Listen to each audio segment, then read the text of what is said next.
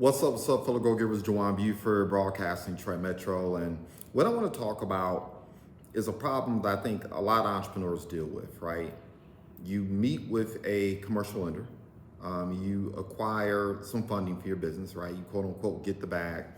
But then shortly thereafter, you're looking up 2 to 3 years later, and instead of generating revenues for the purposes of scaling your business, you're servicing a loan, right?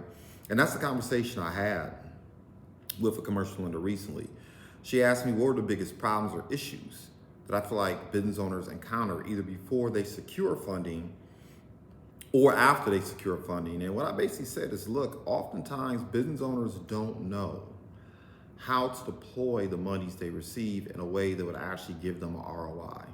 And so they may buy equipment, you may even hire someone. You may utilize those monies to invest in a building or invest in marketing, but you look up and it's like, where's the money going? And while entrepreneurship can be empowerment, if you don't do it correctly, it can also feel like a trap. And what I shared with her is this. I said, the biggest issue that I come across when working with business owners is they usually don't have a sales management system or framework in place. And she asked me, what do you mean by that? And I said, well, look, I can recall a situation where I was working with a business owner a couple years ago that was in the red. Once again, had secured funding from multiple sources, but still found herself in a situation where she was literally operating in a negative month to month to month. Was getting ready to lose everything, car, house, building, the whole 9 yards, right? And what I shared with her is I took this business owner into a room, and then I took the business owner's employees or staff person into another room. And I asked them one simple question. Why does your business exist beyond just simply making a profit?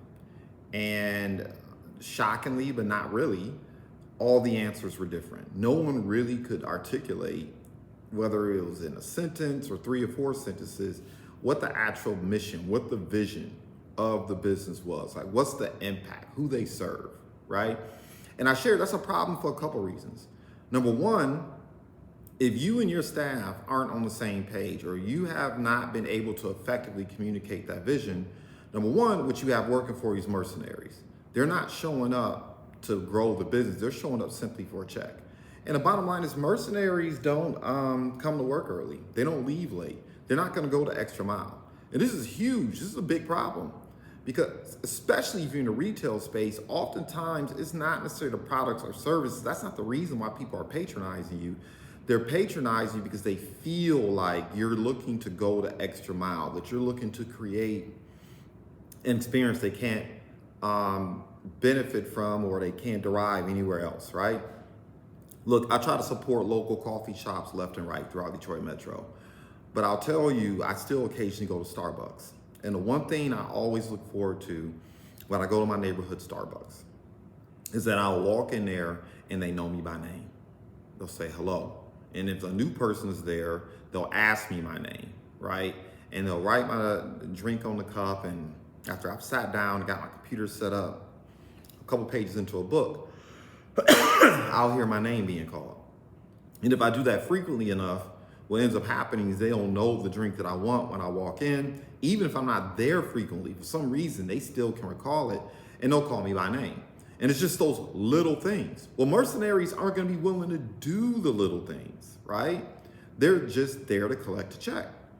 Also, if you're in a situation where no one can really communicate what the business's mission or vision or impact statement or focus is, then you really haven't been able to define to them what's good. What does good really look like, right? If they don't know what the impact of the work they're involved in, how it's touching other people's lives. And if you can't explain what good is, if you have not articulated what good is, then you're gonna have a hard time finding people who can actually communicate your value prop. Everyone from the person who may be sweeping the floors or scrubbing the windows to your administrative assistant or to your salesperson or to the operators that are front facing that's dealing with everyone there. That's a problem. It doesn't matter what kind of business you're in, sooner or later that shows up. And I said that directly impacts a business owner's ability to create sales, to generate income, to generate revenue on a consistent basis. The other thing I share with her is that, look, and it's no fault of these business owners in the sense that most individuals have just never sat down with someone to have this conversation. The reason why I'm aware of this is because I come from the banking industry. I come from a sales background. I come from the investment advising industry. And these are the conversations we were having on a regular basis because we needed our clients to be successful. We needed our clients, right, to be generating more and more revenue so we could earn more and more revenues. And so no judgment here. If you haven't had this conversation, then it's okay, but you're listening now, right? And so the other thing I share with her is simply this, right? One of the 3 responsibilities every business owner or entrepreneur has is, number 1, to be able to communicate expectations, right? Once again, going back to what's good. People have to know what good looks like, right? You have to tell them, and it needs to be like omnipotent. It needs to be everywhere. It needs to be written down in some type of manual. It needs to be SOPs. It can be index cards. It can be signs around your office or around your building. It can be quarterly or even weekly meetings, even if it's just 10 minutes, just to talk about expectations and what's good, right? Spaced repetition is the mother of all learning. It's a false expectation to believe that people are going to retain certain things if it's not repeated over and over again, if it's not everywhere, right? If it's not always present. The other expectations is, are you giving your employees, are you giving your staff persons a track to run on, right? So they can get better over the course of time, right? So you don't have to helicopter. So you don't have to be constantly like over individuals sucking up your time, effort, and energy, right? Another thing that is required is you got to be in a position where, you motivate people. And all these things are skilled trade. And if you're not doing these things, once again, particularly if sales is the issue, this might be the reason why sales is suffering. Because you have to do this, not even just with your salespersons, but anyone who could be an advocate for your business.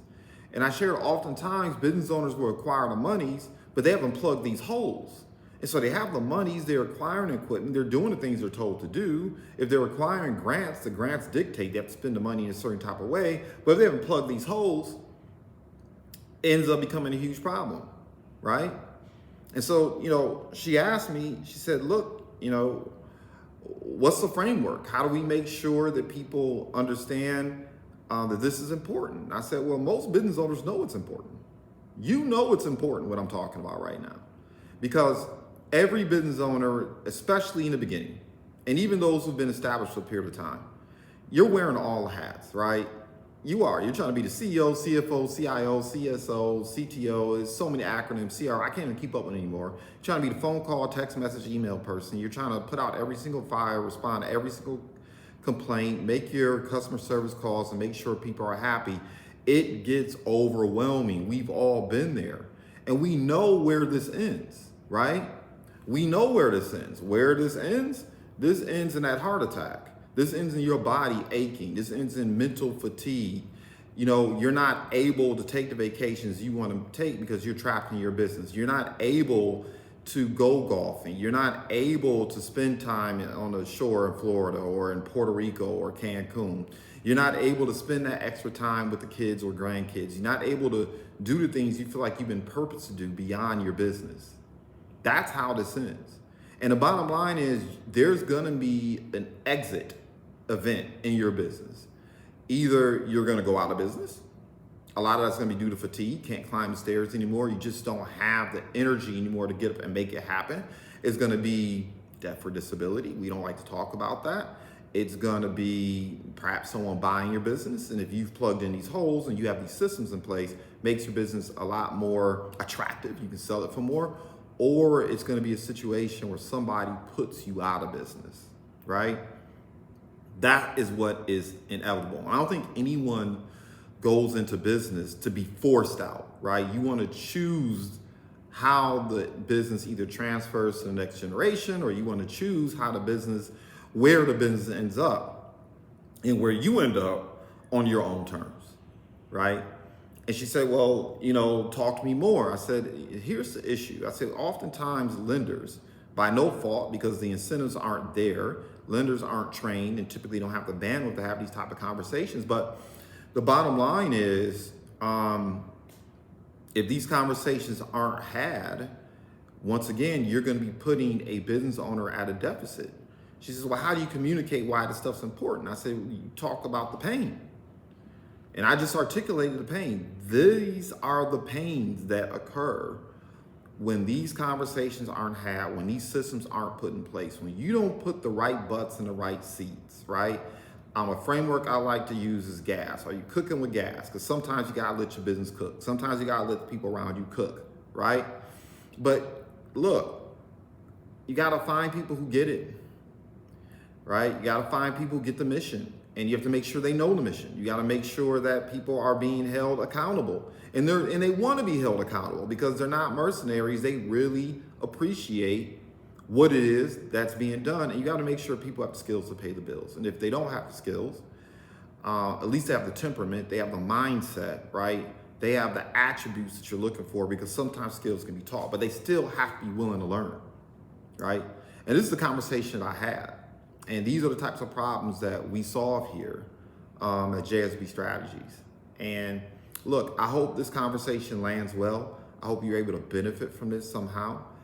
Before you secure the bag or after you secure the bag, I'm a firm believer that this conversation needs to be had, because I've talked to too many business owners over the years that once again will secure monies, even if it's a grant. And sometimes by securing the grant, they spend the money on things that don't really move the needle, right? They're not aware even sometimes of what the KPIs are. You know, what are the levers you need to pull? If your business does begin to backslide, if you notice revenues are falling off, what levers do you pull? A lot of times people are waking up and it's guesswork. They're just trying to figure it out. When the reality of the matter is there are revenue generating activities that we all have to be aware of. And you can predict whether or not your business is going to end up either growing or end up receding just by looking at those revenue generating activities, or sometimes what you hear people refer to as KPIs. This piece is huge. And I know I went on a tangent. I was going to end there and switch gears, but that came to mind as well as part of the conversation. So you need to know these things, right? Because it doesn't matter how much money you take in. It doesn't matter how many grants you receive or how many investors line up in your business. If you can't address those things, if you don't have an awareness of these things and how to track these metrics in your business, it's going to be a problem. As always, I celebrate success in advance. Goodbye for now.